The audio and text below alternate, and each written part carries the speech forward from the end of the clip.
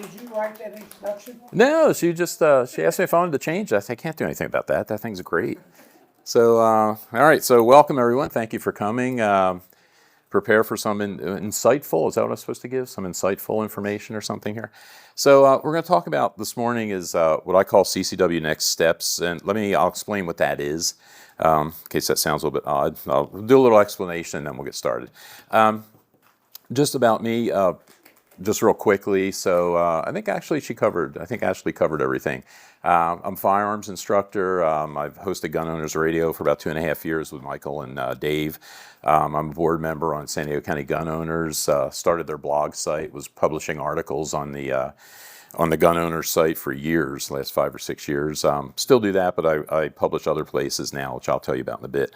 So what the next steps thing is, what I teach with Bill Deasy, I teach the San Diego, CCW qualification classes for people getting their concealed carry and doing their renewals. And what we were starting to see, I noticed, is a lot of people that were getting their concealed carry license, and they're the only ones they know that carry. So it's like, okay, well, who else do you talk to? Because a lot of us, if you guys are involved in that kind of stuff, like with me, I'm talking to other instructors, we're immersed in it. So I talk to people all the time about holsters and guns and this and that. But if you're the only one you know that carries, who do you talk to learn all that kind of stuff that we don't really cover that deeply, say in the concealed carry classes? So I put together a concealed carry next steps class, which is a 4-hour class covering all that kind of stuff and all the other stuff that we don't talk about in the qualification classes. So that's where the next steps thing came from. So what I'll talk about today is I'll just hit on some of the subjects that we cover in that 4-hour class, some things that would be of interest, because there's that group of people, the people that are new to it that don't know anybody else that carries. But then there's another group of people I noticed from teaching that just because you've shot guns for 20 or 30 years does not necessarily mean that you know anything about concealed carry or how to do that or some of the things you need to think about or consider. So it's actually beneficial for not just people that are fairly new to it, but other people as well. So that's what we're finding there. The other thing I put together with that, and I'm going to pass out a couple of flyers here for each of the classes just so you have the information. The other one I put together is a 2-hour pepper spray class because, again, pepper spray is something that a lot of us carry. I carry pepper spray. It's pretty much all the instructors I know carry pepper spray. Most things are not gun problems. Very few things are gun problems. Lots of things could be pepper spray problems. So the pepper spray gives you an alternative between not being able to do anything and shooting somebody. So again, using pepper spray is use of force, basically. So if you do it wrong in California, you can get in trouble for doing it incorrectly. So I talk about that kind of stuff.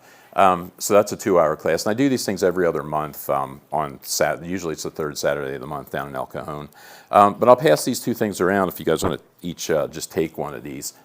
Where in El Cajon? Right on Magnolia. It's the classroom is right near the airport on Magnolia.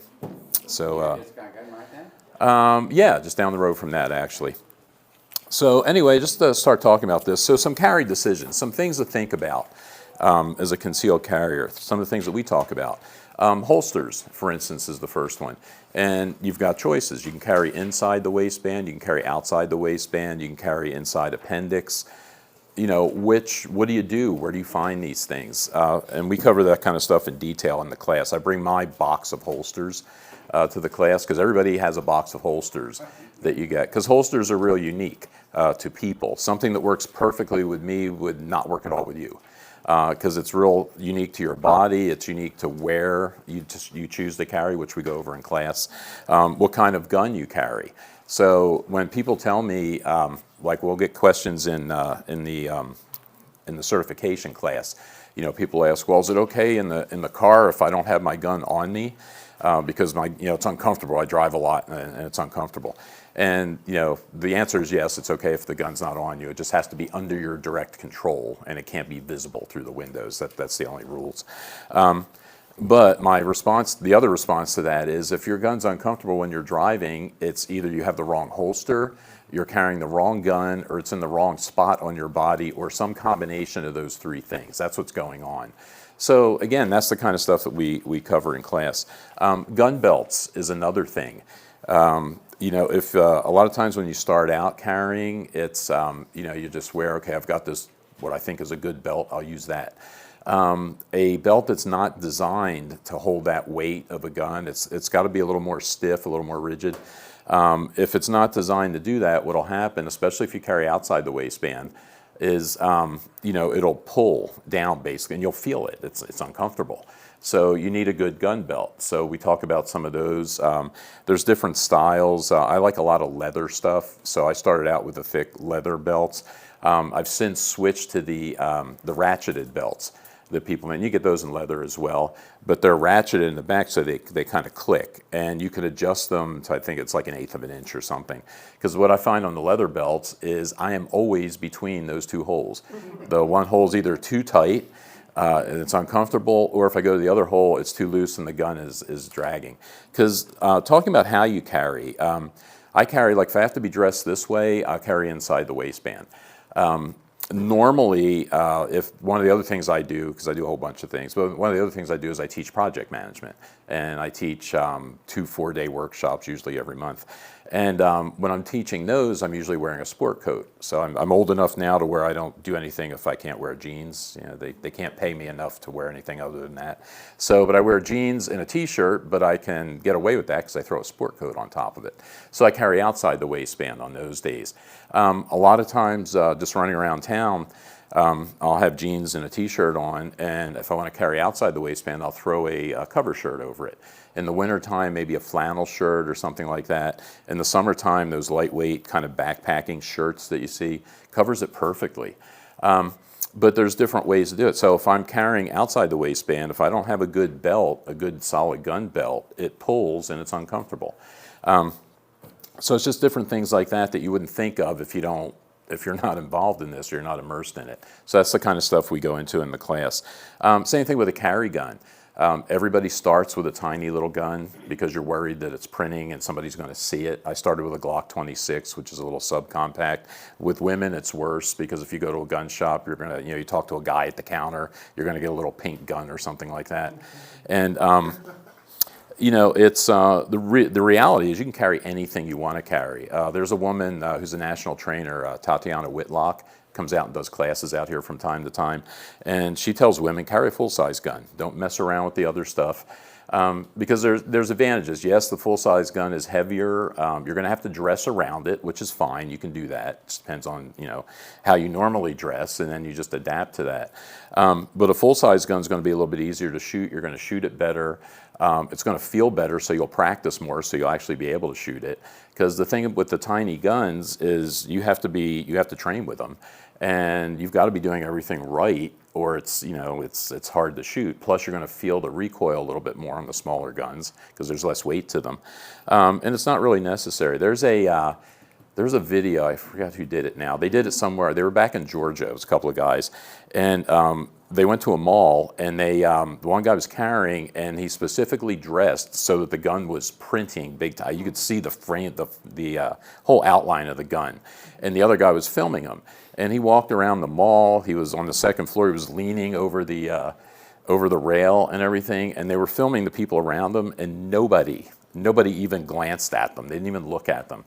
And that's how it is out here, really. And nobody's looking. The only people that are looking are other concealed carriers because they want to see if they can spot somebody.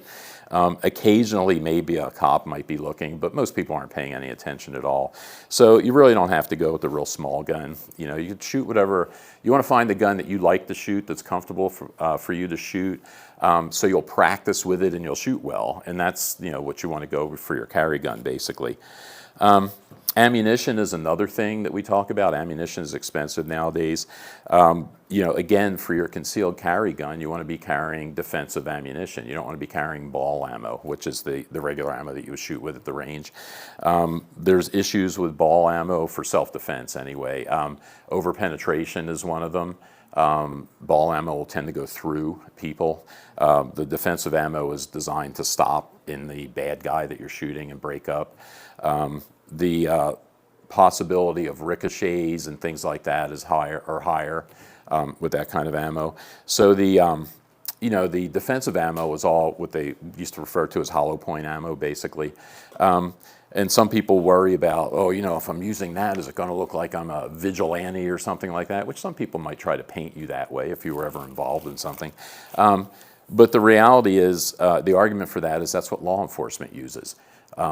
Most police agencies, probably all police agencies, use that for those exact reasons that I just mentioned. One of the slides I have in class has data from NYPD. And it was back in, they switched over from ball ammo to defensive ammo, I think in the late 90s. But they had statistics on, it was something like 34% of the officers that were shot by friendly fire were shot by rounds that went through the bad guy and into them. And they had a bunch of statistics like that from police officers in New York, so they finally switched over, and that was back in the late 90s, I think. But, you know, that kind of ammunition is what you want. And again, if you don't know people that carry, who do you talk to? How do you find out about that kind of stuff? You know, the classes you take to get your CCW certification may or may not cover that kind of stuff in that detail. So we talk about that a lot in class. The other thing is, what do you carry every day? Your everyday loadout. Spare magazines is another question that people think about. And to be honest, I'm trying to do that. I don't carry a spare magazine. The time when I do carry a spare magazine, I lead my church's security team. So when I'm working the security thing or when I'm at church, I carry a spare magazine. I force myself to do it. I just haven't found the right mag pouch yet, or the right way to carry it comfortably. But it's something to consider. You know, one of the things that I take issue with, there's a statistic out there that you'll hear a lot of instructors talk about, right? And they'll talk about, you know, most defensive incidents, you know, occur within 3 yards. They take 3 seconds and 3 rounds. And that's true statistically. The problem is your incident may not be that way. Your incident, the guy may start shooting from 15 yards away. The other thing too is, if some of you are familiar with John Correa's active self-protection, if you haven't heard of John, some of the best education you get out there is completely free. If you Google John Correa, or if you Google active self-protection, ASP, Google will know what you're talking about. John's a YouTube guy. He's been posting videos of actual crimes. And he posts one every day pretty much. And they're anywhere from 4 or 5 minutes to maybe 10 minutes long. And what John does is he breaks them down. He'll say, okay, here's the bad guy in the lower left, here's our defender in the upper right. He'll break down the time, how long it takes for the attack to start. He'll go through pre-attack indicators, which is something we talk about in the class. He'll go through that kind of stuff. He'll time how long it takes the defender to get the gun out and get it in the game, because that's another thing we talk about too. I ask people in the certification class, you know, I'll say, how many of you practice drawing your gun from concealment? Be surprised how many people carry and never practice that. Even people renewing don't practice that. It's like, come on, you're carrying, you should know that. And part of it is some of the ranges don't allow people to do that. And again, my response to that is, if your range doesn't allow you to work from the holster, you need to find a different range. But you should know what your draw to first shot time is. And you know, they say you should be shooting for about 1.5 seconds to get that gun out and to shoot. But the time isn't so important, isn't as much important as knowing what your time is. That's what's important. If it takes you 3 seconds to do it, that's great, as long as you know it takes you 3 seconds to do, so you know what your capabilities are. Clint Eastwood said a man's got to know his limitations. So if you know how long it takes you to draw, then you know what you can or can't do in a situation. So that's what's important. But you need to practice that kind of stuff. Along those lines too, and again, we talk about all this in class, but along those lines, drawing with different clothing on that you wear is different. Like when I was telling you, if I'm wearing the sport coat, the motion for drawing, I'm carrying outside the waistband, so I have to fling that coat out of the way, grab the gun, and come out like that. If the way I'm dressed today, the draw stroke is different. I got to grab this shirt, pull it up, grab the gun, and come up like that. Wearing this kind of shirt, it's kind of thin, kind of slippery, is different from grabbing a cotton t-shirt. I got to grab a lot more aggressively to get this thing up out of the way. Flinging the lightweight backpacking shirt I was telling you I wear as a cover shirt, flinging that out of the way is different from flinging the sport coat because it's much lighter. So you need to practice that kind of stuff. If you're carrying out there, you need to know that kind of stuff. So again, if unless you had somebody like me to point it out to you, you might not think of it. So that's the kind of stuff we talk about in class. Flashlights are something that you should always have. Again, it's another thing because eventually you start carrying all this stuff. You're like Batman. You got all this crap on you. But again, I've got a number of different little tactical flashlights that are probably about that long. Again, that long is kind of big to carry around just the way I dress because I'm usually in jeans. I got 4 pockets to work with, basically, and there's already crap in all of them. So I carry a smaller flashlight. Let's see if I can get this out of here without ripping out a bunch of wires. Let's see. Can I? Maybe not. If I could, I would show you this flashlight. So this one's pretty bright. You wouldn't see it in here, but this is a pretty bright little flashlight. It's not exactly a tactical flashlight, but I could shoot with this if I had to, because the grip that I would use if I was shooting holding a handheld, to me this is comfortable. I could make this work this way if I had to. But you should have a light of some sort with you. So that's one of the everyday kind of loadout things. Lots of people carry knives. Rob and Lon, you guys are from my neck of the woods, and you guys probably have big knives. I think I'm the only guy in Lakeside that doesn't have a knife. So actually I do have a knife now. I carry a knife around, but I don't carry a knife for defensive purposes, just because with me personally, I don't have any training in that. I've never gone through that kind of training of using edged weapons or defending against edged weapons. The other thing is a knife is deadly force. If I'm authorized or justified to use the knife, then I'm justified to use the gun. So with me, I don't carry it for those reasons. As my colleague Bill would always say, they're great for opening Amazon boxes, which is what I do with my knife. But again, that's another decision, something to think about. The other thing too, if you do have to use a knife, say as a defensive tool, it's the same idea that we teach when we talk about if you had to use your gun, for instance, right? We say, okay, well, how many rounds do you shoot? Well, you shoot until the threat stops. If that's 2 rounds or 1 round, that's great. If it's 10 rounds, that's great too. But you shoot until the threat goes away. If you're using a knife, it's the same idea. You're stabbing until the threat stops. You may have to stab 25 times to get the threat to stop. If that's almost certainly going to go to court. Now you have to argue why that was a defensive thing to a bunch of people that have no idea about anything related to defense or knives or guns or anything like that. So it makes it a little more challenging that way. But again, a knife is something to consider. The pepper spray I talked about, again, most of us, I carry pepper spray. Instructors I know, Bill, Adam, everybody carries pepper spray. Because again, with the knife or with a gun, most things are not gun problems. And one of the big things that we focus on in that next steps class is the situational awareness part, which I'll get to here in a minute. But it's avoiding getting into situations where you might have to use the gun. Because if you get into that kind of situation, the only thing good about that, if you get into a defensive type situation, is that you didn't get shot and somebody you care about didn't get shot. Everything else that happens is bad. The financial part, the psychological part, if you actually had to shoot somebody, dealing with family, friends, colleagues, your kids are going to have to deal with this at school. So like everything else is bad. So the idea is to avoid that, and that's a big part of what we talk about in the class. But pepper spray gives you an option if you do get into that kind of situation and it's not a direct deadly force threat. The pepper spray gives you a way maybe to break that contact or to do something without having to use a firearm. The other thing too, especially with younger guys, maybe that you train, you're in better shape, maybe you do martial arts or something, going hands-on with somebody. Again, when I was in my 20s and stuff, I was training in that kind of thing, and I can take care of anything I need to take care of. The problem with that, now that I'm older and smarter, is that a couple of problems. You don't know what the other guy knows, first off. That's one problem.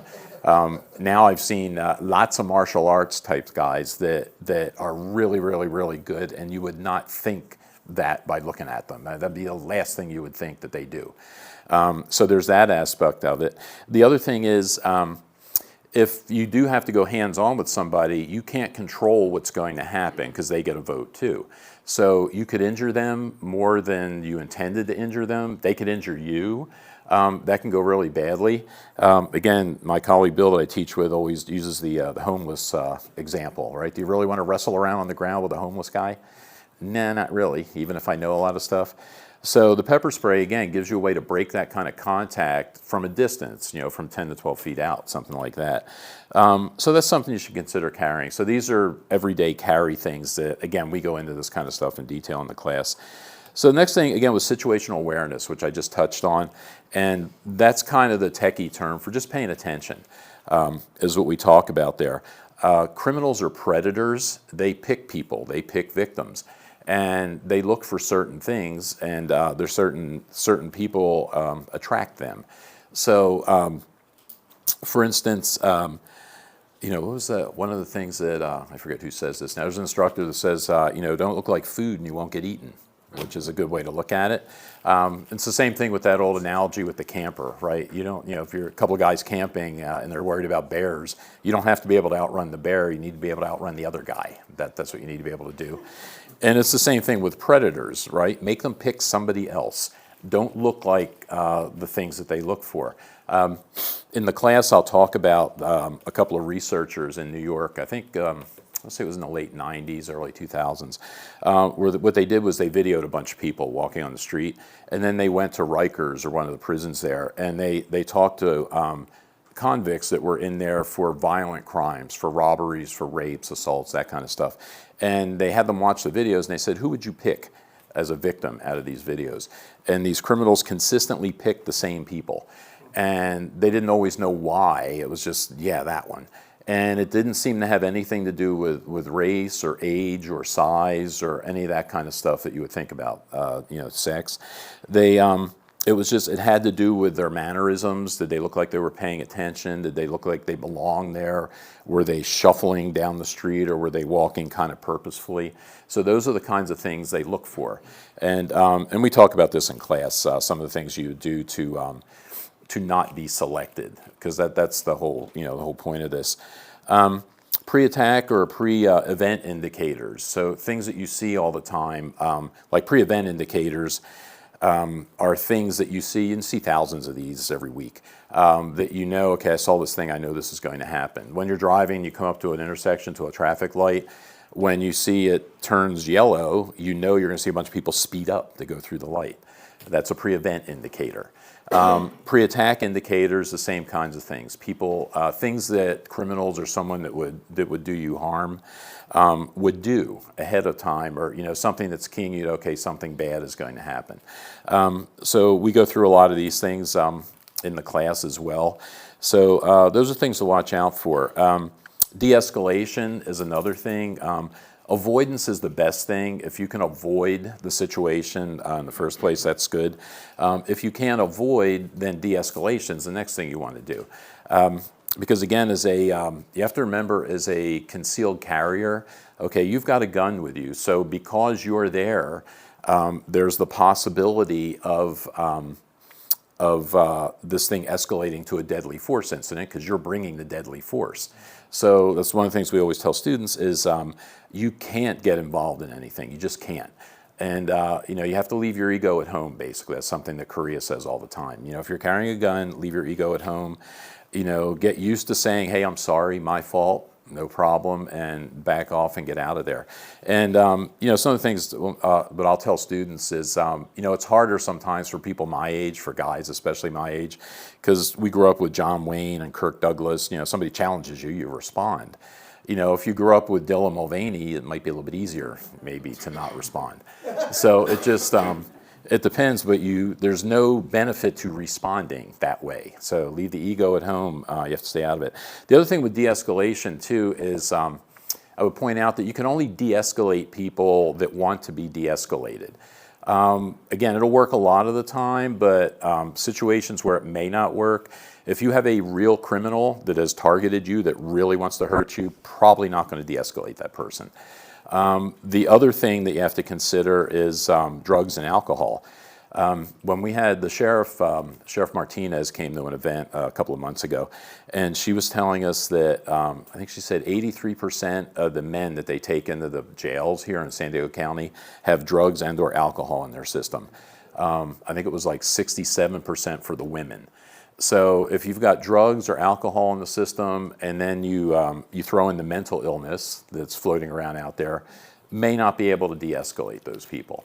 Who you're probably going to be able to de-escalate is a more or less normal person that's just having a bad day, and you, for whatever reason, you were the last straw. Whatever you happen to do, set them off.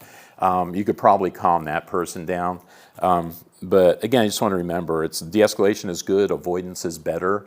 But just remember, there's some people you may not be able to de-escalate. The other thing we talk about sometimes related to the situational awareness are the rules of stupid. You may have heard that. And this is attributed, I think, to John Farnham, who's one of the firearms instructor legends, I guess, out there. But it's don't do stupid things at stupid times with stupid people, and don't go to stupid places, I think. That's how it goes. And you can violate one of those things maybe, but you start breaking 2 or 3 of them, and probably you'll have a problem. That actor that was just killed a couple of weeks ago up in LA came down 3 o'clock in the morning. No reason to be on the street at 3 in the morning. If you're on the street at 3 in the morning, it's you got to remember the only people out at 3 in the morning are the bad guys, the police, and you. Anybody you run into at 3 in the morning is probably not going to be a happy, good thing. And again, it was a bad time to be out there. And from what I read, he came up on these guys that were stealing his catalytic converter. And I don't know that I think as soon as he realized what it was too late. He was already engaged. I don't think he really tried to fight with them or anything. But there was no reason for them to shoot him. They could have jumped in the car and drove away, which is what they did after they shot him.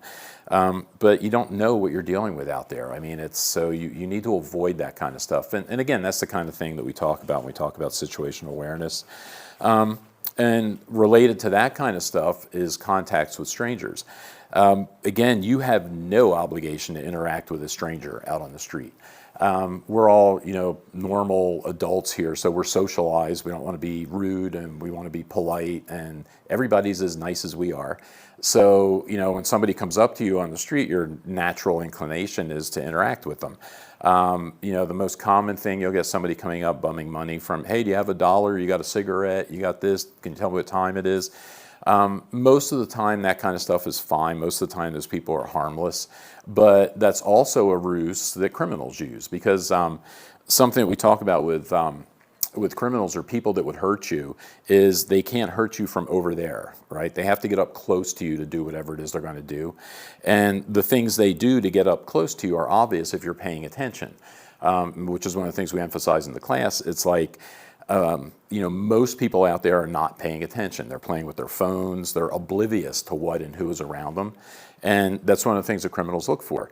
And it's easier. It's not that they feel like they can't overpower you or something like that. It's just it's easier if they can get right up next to you before you see them. Because something that we talk about with the awareness, we say awareness buys you time, time buys you options. The sooner you see something, the more options you have. If you don't notice the threat until it's right next to you, what you can do is now limited. So we say, you want to pay attention to that kind of stuff. So you don't really have any obligation to interact with people in public. If someone's, comes up to you and wants to engage with you, you can say no thanks and keep walking. Most of the time that'll be enough if they don't mean you any harm. If they keep coming, you might have to be a little more forceful. You might have to yell at them, raise your voice a little bit, get back or leave me alone or something. Which, again, for most people, they'll back off. They may call you a name or something like that, but I don't care. I'm not going to see that guy again anyway. If it's someone that actually wants to do you harm, they're going to keep coming. Hey, why do you have to be like that? Why are you saying that? Why are you doing this? Why are you doing that? And that should be a big red flag that, okay, this person's not stopping after 2 reasonable requests. And that's when you should have the pepper spray, which should be staged anyway if you're walking around out there. But that's when you want to think about doing something. So, you don't need to interact with these people. The other thing, too, is how close do you let people get? That's another thing. Korea describes that as your reactionary gap, arm's distance. And no matter what martial arts wise or kung fu wise, if you let somebody get this close to you, you can't stop them. It takes longer for you to react to whatever they're trying to do than it does for them to do whatever they're planning to do.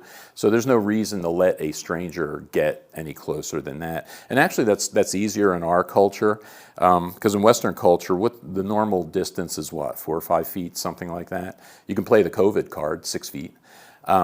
But it's easier. Some cultures, it's normal for people to be right up face to face to you. So it's not really that way in our culture. But you don't want to let people, strangers anyway, get that close to you, because again, you have no obligation. And if they get that close to you, there's nothing you can do. If they mean to do you harm, you won't be able to stop it. So we have that kind of thing. So let's see. God, there's one other thing I wanted to mention along those lines. I can't remember what it was now. If it comes back, I'll let you know. So anyway, I know it came back. Good. So with strangers, interacting with strangers on the street, the other thing you want to be thinking, if someone comes up to you like that, they're asking you for this, asking you for that, aside from, okay, there's no reason for this person really to be talking to me, the other thing you want to be thinking, is there anyone else around here? Because often what will happen is they'll work in pairs. Korea says when he shows his videos, he says about a third of the crimes that he shows involve more than one attacker. He shows one, and I actually run this, I use this in the class, this clip, where it's in Philadelphia. And there's a guy walking the street, it's the middle of the day. And there's a guy walking on the street, another guy comes up to him, and you can kind of see the victim kind of has his hands out like this, so he's engaging, he's talking to the guy. The other attacker comes up from behind and just hits the guy just right in the side of the head, knocks him out cold. They go through, they rifle through all his pockets. Right in the middle of the day, there's cars going by, and they take their stuff and they walk away. So one of the things from that is if somebody contacts you out there, you should be thinking, is there somebody else around here? Because this is odd. So again, that's part of just being aware. That's what we talk about with the situational awareness. Some other things we talk about in class, dealing with family and friends. If you're choosing, you've made the decision to carry a firearm, first off, who has to know? Right? Who should know that you're carrying a firearm? And the good general answer to that is as few people as possible. Your spouse should know. Your children should know, and again, that's going to depend on how old are they, how mature are they, because they're going to see anyway. But you're going to have that discussion with them, because the main thing with the children is that, okay, this is something that mom and dad have here and we do. There's no reason to be telling your friends, moms and dads about this, because the fewer people that know, the better off you are. We're out here in California. This is a weird state. There's a lot of emotionally fragile people out here. If one of your kids, friends, parents or something hear about this, that might cause you problems. If you've got a nut that lives across the street now, oh, Joe's got guns, and with the last speaker talked about the red flag laws out here. It's best if the fewer people that know, the better. Same thing with relatives. Because we'll have people in class that'll say, well, what if you have relatives that are very anti-gun or whatever? That say things like, well, we won't have a gun in our house. I said, it won't be in your house, I guess. You'll be coming to see me on the holidays. But those people really don't need to know. If it does come up, because, you get outed or whatever, if it does come up, it's, you get these questions like, why, what are you afraid of? Why do you feel like you have to carry a gun? And there's an instructor at Gun Sight, Charlie, I can't think of his last name now, but he's an older guy. He's older than I am, so that makes him an older guy. But, he obviously carries. He and his wife both carry, and they spend a lot of time in their RV cruising around, taking these big trips.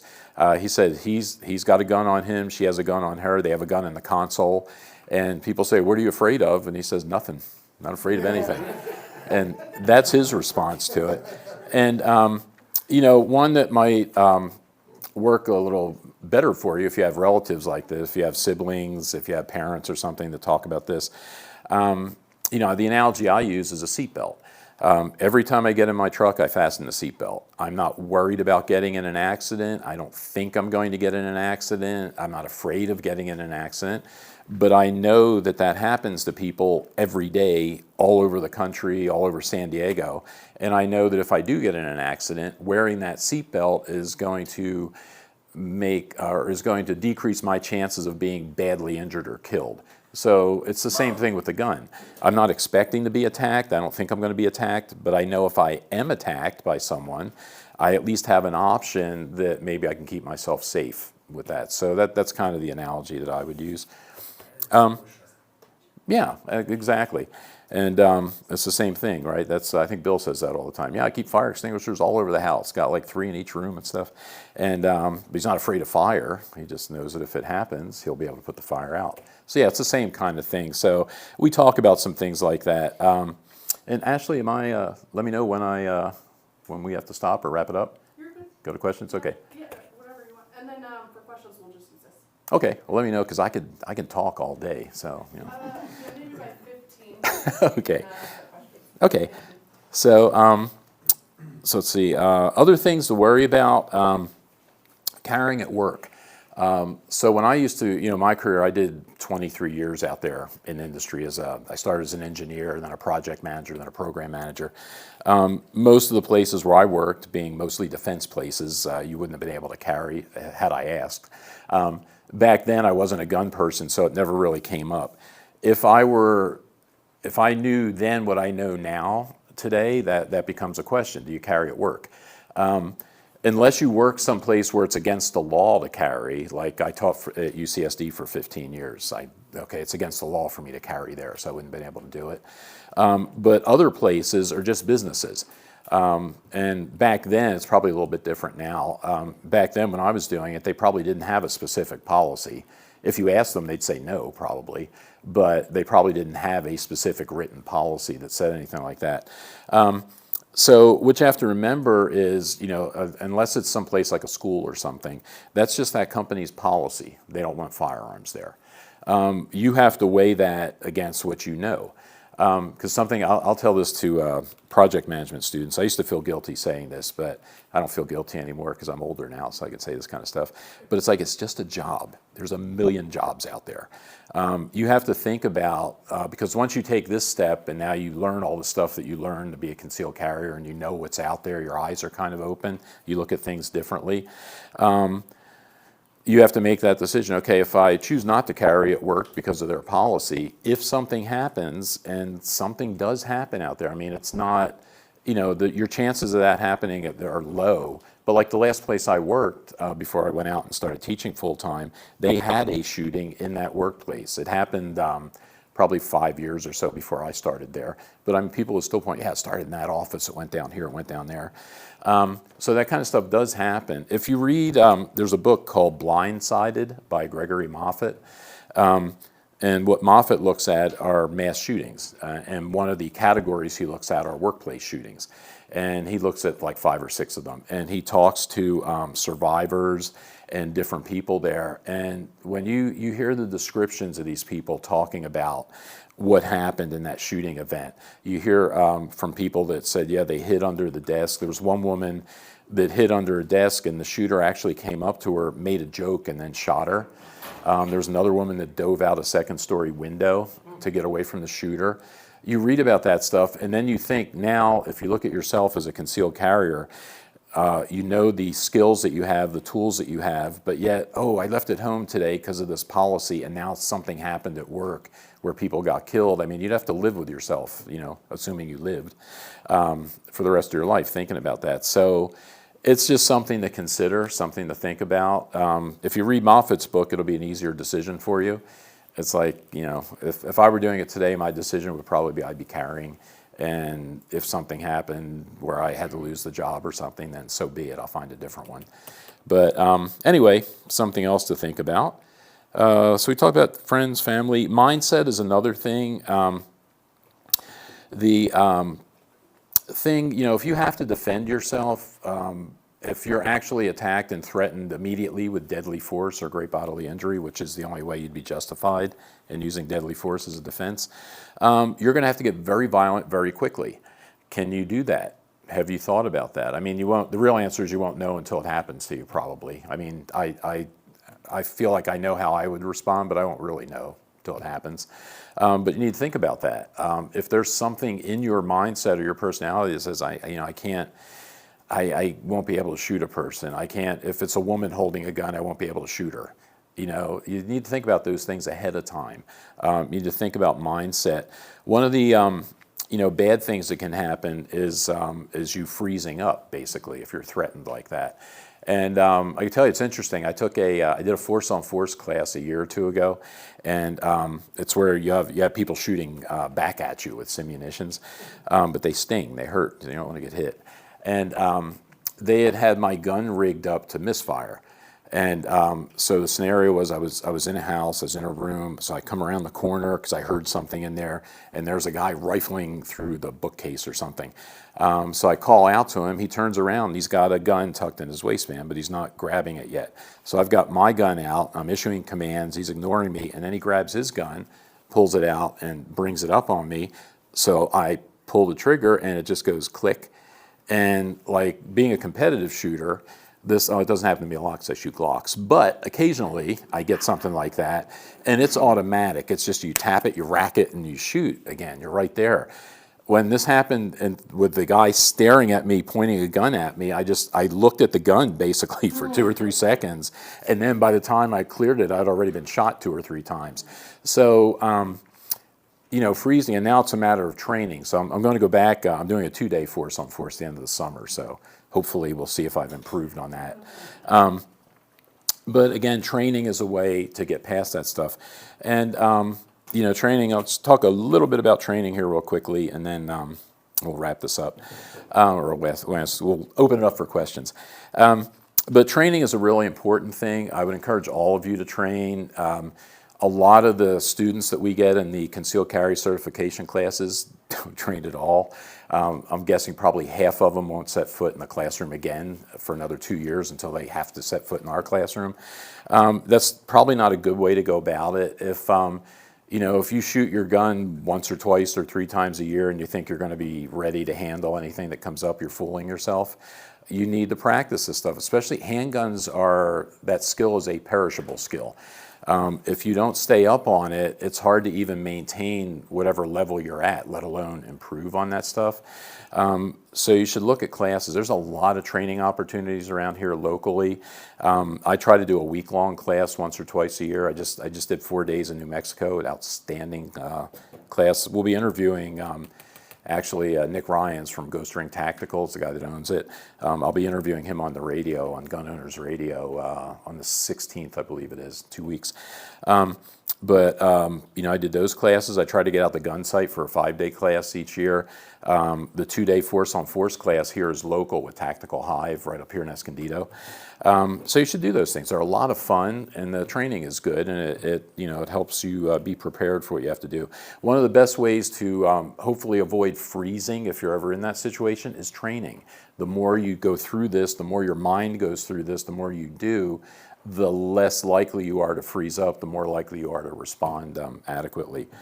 So one last thing here, just the role of the armed citizen. They may have gone over this in class with you. Some probably do, some don't. Again, obligation to protect others. You have no obligation to protect others, no legal obligation. A moral obligation, that's going to be everybody's got their own red line, what you're willing to look at and say, yeah, I'm not getting involved in that. To where, okay, I have to get involved. You just have to understand that you have no legal obligation to do it. If you do get involved in a third-party incident, there's a million ways that can go wrong. You're sacrificing or you're risking everything when you do that. You're risking your personal safety. You may be shot and killed. You may be badly injured or crippled. There's legal ramifications, financial ramifications, all the other stuff that goes along with it. So you need to think about that kind of stuff ahead of time. You don't want to be trying to make that decision like as it's happening. But again, you have no obligation to do that. Rendering aid is another thing. If you did get involved in an incident, you shot somebody, do you have any obligation to render first aid to that person? And the answer is no. You'll call the police, you'll ask for an ambulance, you'll ask for law enforcement, but you have no obligation to get down there and start doing first aid. There's people that argue, yeah, you should, it looks better in court, or you shouldn't. You got to remember that person was just trying to kill you, which is why you shot them. now, if they're still down there, okay, now you're going to go hands-on this person that was just trying to kill you. You don't know if they have other weapons. The other thing is, if you shoot somebody, say, and they go down, which doesn't necessarily always happen, but there's cases where the person goes down and they're more or less unconscious. You start working on them, and then because they're laying down, their blood pressure comes back up. Now they're awake, and they were just trying to kill you before. Now they're with you. Your gun is somewhere, probably in your holster. So again, you have no obligation to do that. So these are things to think about. One other thing, we'll open this up to questions. I want to pass this around. I thought of this on the way out the door today, so I apologize for passing it around this way. One of the things that you need to be is informed about stuff that's going on. The speaker that was here before was talking about a lot of scary laws that are floating around out there. But you need to know about what's going on in terms of guns, the laws, the Second Amendment, all that kind of stuff. I write articles every week is when I try to publish. I publish on Substack at getagrip.substack.com. I'll pass this around real quickly. If you just pass that around, for people that are interested. If you just take a picture of that with your cell phone, just like that, great demonstration. You can subscribe to that. It's a completely free subscription. You'll get the articles when I publish them, which is like once a week. You won't get any advertisements or anything like that. But anyway, I want to pass that around so we can open it up to questions if anybody has any. If you don't, I always say that's a reflection on the skill of the person speaking. I covered everything. You don't have any questions. Are your classes, Oh, here. do you have is there, Oh, sorry.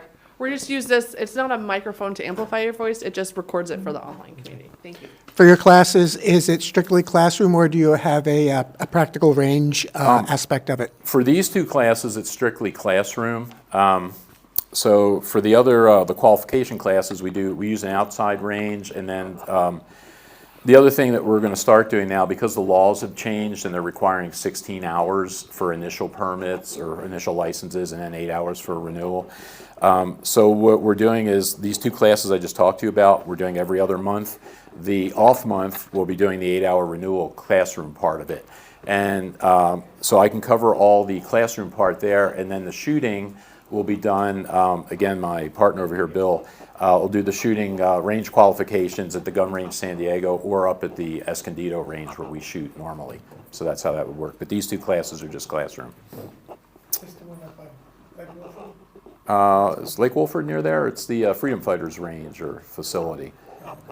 So it's off of Bear Valley Parkway, I guess if that's the area. I'm from Lakeside, so I get lost up here. Okay, got a question back here.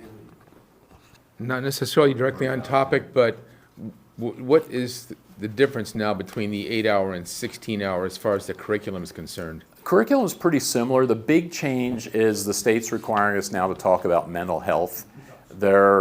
Which I have my own feelings about, but they're linking guns to suicides, basically.